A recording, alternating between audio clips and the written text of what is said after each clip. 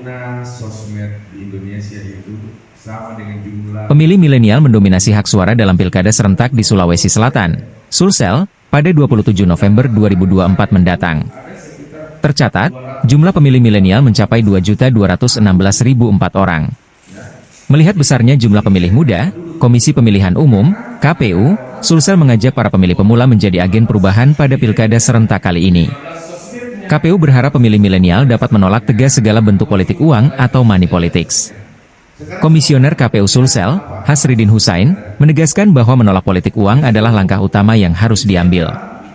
Tidak ada pilihan lain selain menolak kehadiran politik uang, jika tanya dalam acara Ruang Ngopi bertema Bahaya Politik Uang terhadap Karakter Generasi Muda, yang diadakan di kantor Tribun Timur, Jalan Cendrawasih, Kota Makassar, Kamis, 10 Oktober 2024.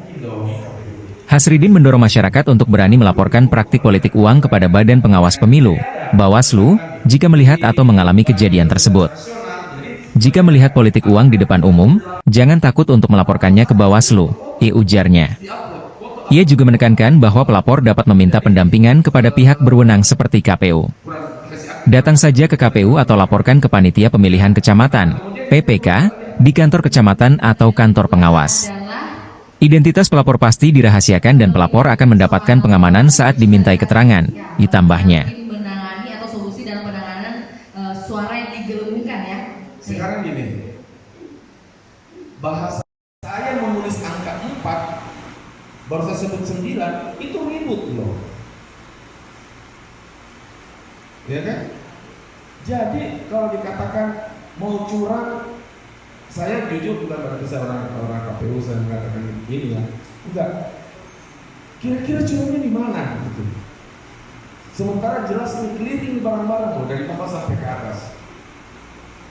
Nah, Mak, kalau saya lihat justru saya punya DPT, saya sudah sebar ke seluruh Sulawesi Selatan. Bahkan setiap TPS-nya ada angkanya. Jadi kalau mau dibilang mau curang-curang angkat suara, sudah bukan zamannya lagi.